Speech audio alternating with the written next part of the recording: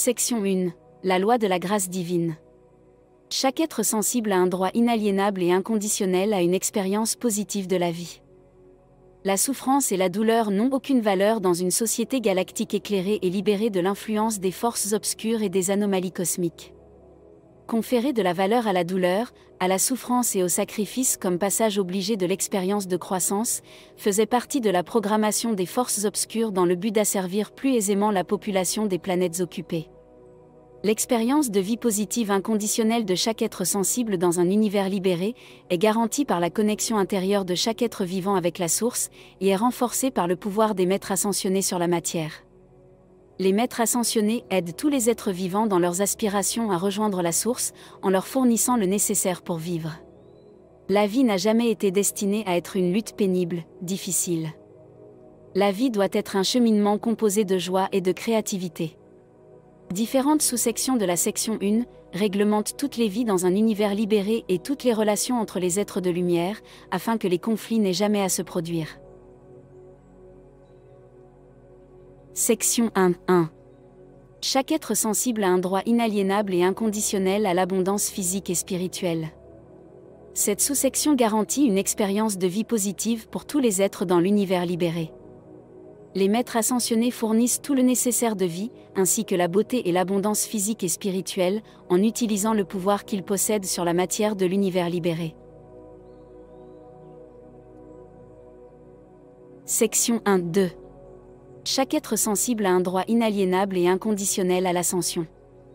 Cette sous-section explique comment les maîtres ascensionnés utilisent leur compréhension élevée de la technologie spirituelle de l'ascension, en utilisant le feu d'amour purificateur, assistent tous les êtres qui ont librement fait le choix de l'ascension.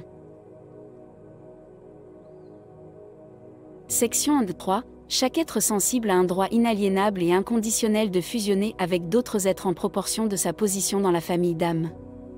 Cette sous-section est un instrument de régulation de toutes les relations au sein d'une famille d'âmes. Elle garantit la fusion des êtres de polarités opposées, âmes jumelles, âmes sœurs, et l'alignement de tous les autres êtres, indépendamment de leur état de développement et des conditions externes. Section 1-4. Chaque être sensible a un droit inaliénable et inconditionnel à toutes les informations. Cette sous-section est la garantie que tous les êtres reçoivent tous les éléments d'information dont ils ont besoin pour comprendre leur rôle dans l'univers, leur perspective d'évolution et tous les autres éléments dont ils ont besoin pour leurs décisions, leur développement et leur bien-être. Toutes ces informations sont fournies par les maîtres ascensionnés ou d'autres êtres, qui supervisent les évolutions des différentes races et civilisations. Section 1-5. Chaque être sensible a un droit inaliénable et inconditionnel à la liberté. Cette sous-section prévoit que chaque être a un potentiel illimité de croissance et d'expérience de vie. Puisque tous les êtres de l'univers libéré créent uniquement du positif, leur liberté ne s'oppose jamais à la liberté des autres êtres. Section 2. La loi de séparation des parties en conflit. Chaque être sensible a un droit inaliénable et inconditionnel d'être séparé et protégé des actions négatives d'autres êtres sensibles.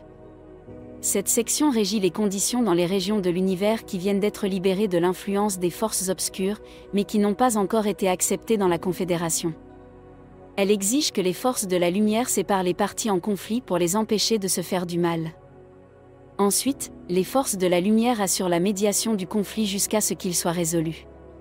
Cette section est souvent utilisée pour mettre fin aux guerres et autres conflits armés. Section 3. La loi de l'équilibre. Chaque être sensible qui a choisi de vivre et d'agir à l'encontre des principes du Codex galactique et qui refuse, ou n'est pas capable de les accepter maintenant et d'équilibrer les conséquences de ses actions passées, sera emmené au Soleil central, restructuré en essence élémentaire de base et recommencera un nouveau cycle d'évolution. Cette section régit les relations entre les forces de la lumière et les forces des ténèbres. Lorsqu'ils sont vaincus, les êtres qui appartiennent aux forces des ténèbres ont la possibilité d'accepter le Codex galactique, de faire de leur mieux pour corriger les erreurs qu'ils ont commises et de vivre positivement par la suite. S'ils acceptent, ils sont pardonnés et rejoignent la Confédération. S'ils ne peuvent ou ne veulent pas accepter, ils sont emmenés au Soleil central, leur personnalité et leur essence d'âme sont restructurées avec le feu électrique. Et leur étincelle divine commence un nouveau cycle d'évolution. Section 4. La loi d'intervention. La Confédération galactique a un droit inaliénable et inconditionnel à l'intervention dans toutes les situations où le Codex galactique est violé, indépendamment des lois locales. Cette section décrit la politique des forces de la lumière concernant les planètes occupées. La Confédération se réserve le droit d'intervenir dans toutes les zones, civilisations, planètes ou systèmes solaires où le Codex galactique est violé. Elle a le droit de le faire quelle que soit la position des civilisations locales sur cette intervention. Elle a toujours le droit d'utiliser tous les moyens pacifiques d'éducation et de régulation. Si la masse critique des principes du Codex galactique est violée, elle a le droit d'utiliser la force militaire. Les cas particuliers sont les planètes sous occupation directe des forces obscures. Les forces obscures prennent généralement la population locale en otage pour entraver la progression des forces de la lumière. Sur Terre, elles ont menacé de déclencher une guerre nucléaire si les forces de la lumière intervenaient. C'est la principale raison pour laquelle les forces de la lumière n'ont pas encore libéré cette planète, et non pas les soi-disant « nous n'interviendrons pas parce que nous respectons le libre arbitre, nous nous contenterons de regarder pendant que la souffrance continue ». Toute situation impliquant des otages requiert de nombreuses et habiles négociations, ainsi que des approches tactiques. Cette situation est en cours de résolution et la planète Terre sera bientôt libérée. Section 4. 1. Chaque être sensible a un droit inaliénable et inconditionnel de faire appel à la Confédération galactique, qui a le droit d'apporter son aide, indépendamment des lois locales. Cette sous-section fournit une base juridique pour l'intervention et l'assistance à tous les otages des forces de l'ombre. Les forces de lumière font toujours de leur mieux pour aider et améliorer les conditions de vie de tous les êtres sensibles, même sur Terre.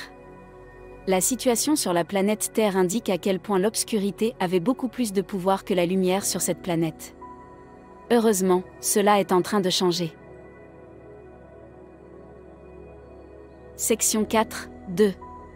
La Confédération galactique a un droit inaliénable et inconditionnel à faire respecter le Codex galactique et à conquérir les zones de non-respect du Codex galactique par la force militaire si nécessaire.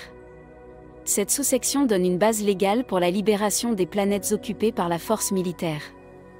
Les forces militaires de la Confédération enlèvent ou aident à enlever les représentants des forces obscures et libèrent les otages. Peut-être que certains humains estiment que la Confédération n'a pas le droit d'intervenir et que l'humanité a le droit de résoudre ses problèmes par elle-même. Ce n'est tout simplement pas vrai. Sur toute la planète, de nombreuses guerres ainsi que l'abus constant des droits fondamentaux de l'homme ont prouvé que l'humanité n'est pas capable de gérer la situation.